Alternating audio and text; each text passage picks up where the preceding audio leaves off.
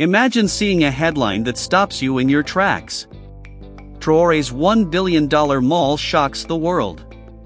It promises a story of audacity, ambition, and a leader determined to rewrite the narrative of a landlocked West African nation.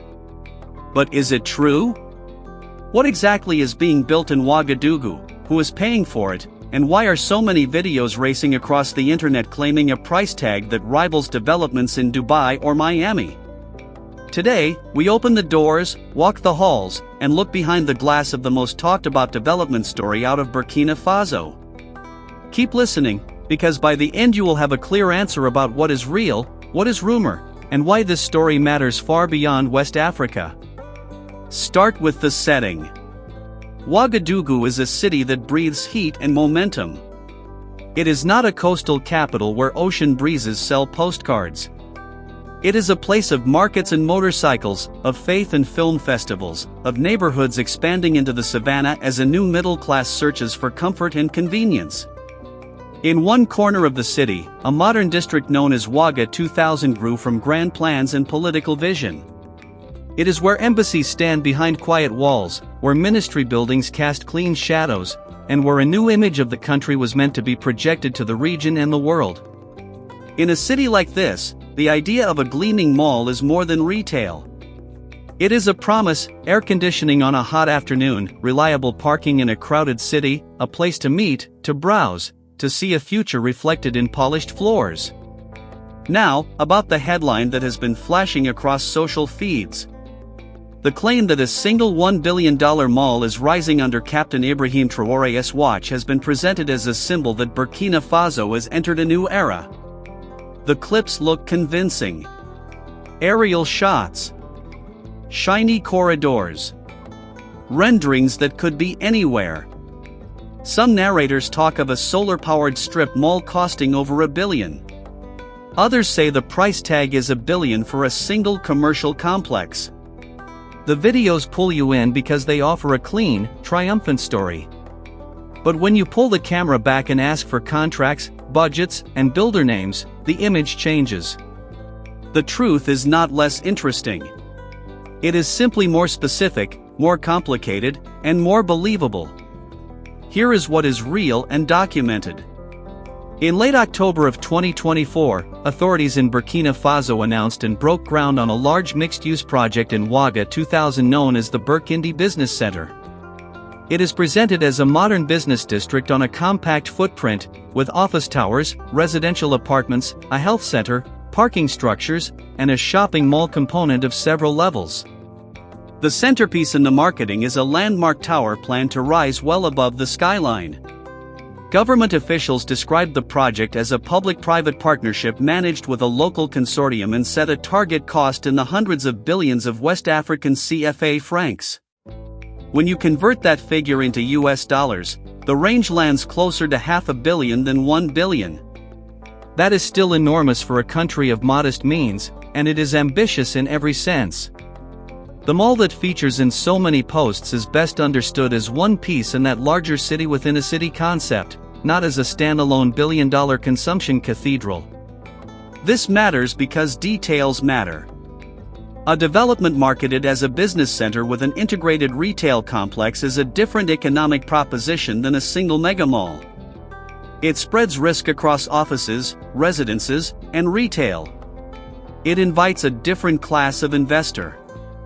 It can be phased and partially opened, allowing certain blocks to go live while others are still rising from the concrete. It is also more resilient against macroeconomic shocks than a retail-only bet. When a city grows, it does not just need a place to buy sneakers. It needs places for accountants, tech startups, call centers, and consulting firms to plug in computers and get to work. It needs apartments where families can live close to where they earn a living. It needs parking lots, clinics, and kitchens that can feed workers when the lunch hour hits. Think of Burkindi as an urban productivity machine that happens to include a mall, not the other way around. So why do so many titles mention a $1 billion mall? Because the internet runs on incentives that reward sharper edges and higher numbers. A round figure with 9 zeros is a clean hook. It ignites pride among supporters and disbelief among skeptics. It is also easier to repeat than to verify. Content creators can stitch together drone clips from one project, renderings from another, and upbeat narration that implies a finished reality. The result looks persuasive, and the audience walks away excited, confused, or both. To the extent that these videos inspire real curiosity about Burkina Faso's development, there is a positive side. The downside is that hype can generate unrealistic expectations and, when the truth emerges, a sense of betrayal. Good storytelling should resist that trap. Let's ground the conversation in bricks, budgets, and builders. When officials speak of cost, they usually do so in the local currency. For the Burkindi complex, announcements referenced a price tag in the low hundreds of billions of CFA francs and a multi-year construction window that excludes the rainy seasons. Procurement mentions have included local firms with experience on large builds. The plan describes a multi-level commercial gallery, not a 1,000-store giant. There are targets for offices counted in the thousands, apartments counted in the hundreds, and parking counted in the thousands of spaces. These are the metrics of a dense, mixed-use district designed to keep white-collar workers, shoppers, and residents in the same economic orbit. If delivered as announced, it would change how business is done in Ouagadougou. Economic impact should be assessed at 3 levels. First is the construction phase. This mobilizes cement suppliers, rebar mills, quarry operators, electricians, plumbers, and the transport networks that feed raw materials to a single site for months on end. It generates formal jobs on the site and informal livelihoods around it. Work crews need food, water, and services. Small businesses pop up near the perimeter. The second level is the operational phase. A mall's success depends on anchor tenants that pull foot traffic at predictable times. Supermarkets tend to perform this role in West African capitals, followed by telecom stores, affordable fashion, and a food court calibrated to local tastes. Office towers need reliable power, fast internet, and a steady stream of clients to justify rent per square meter. Apartments need water pressure, trash pickup, and security that feels both present and polite. The third level is the signaling effect. A modern mixed-use district telegraphs to regional investors that the city is investable. Conferences are booked. Service firms relocate a team. Diaspora families come home with capital and confidence. There are headwinds. Retail in low to middle income cities expands fastest when disposable income rises, when inflation is under control, and when supply chains are predictable. If a country struggles with security incidents on key roads, the costs of stocking shelves go up and margins go down. If inflation is elevated, consumers will focus on essentials and visit the mall less for discretionary experiences.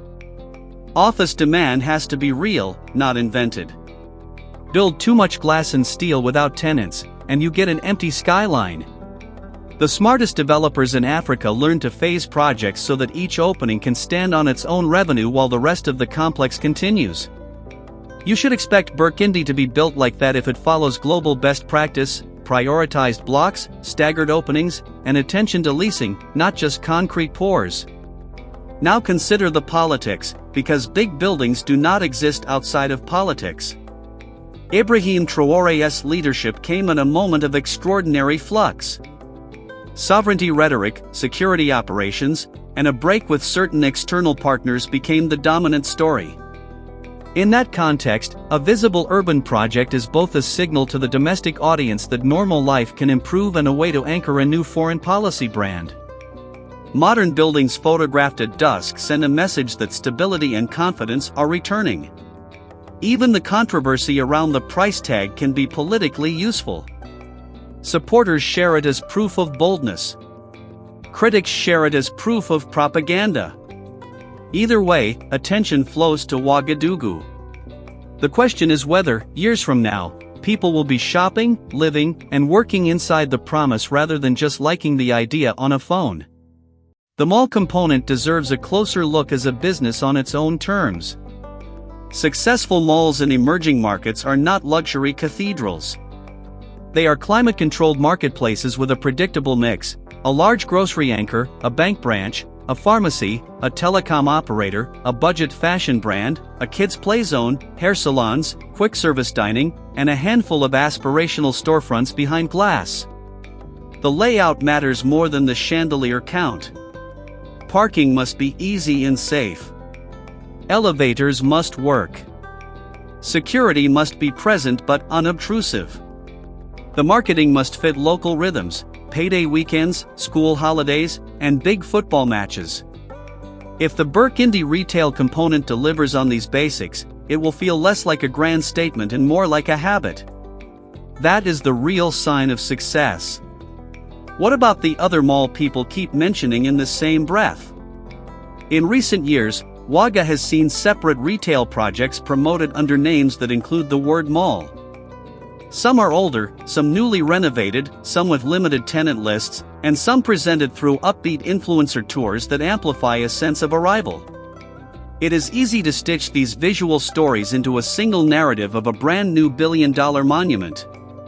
The reality is a patchwork. One project has its escalators humming and a supermarket stocking produce. Another has glossy corridors waiting for leases to be signed. It is a city mid-stride, and that is what makes it compelling. Let's talk money. If you have watched construction booms across Africa, you know that the billion-dollar line is a psychological marker, not a magic number. Below it are projects that still transform cities.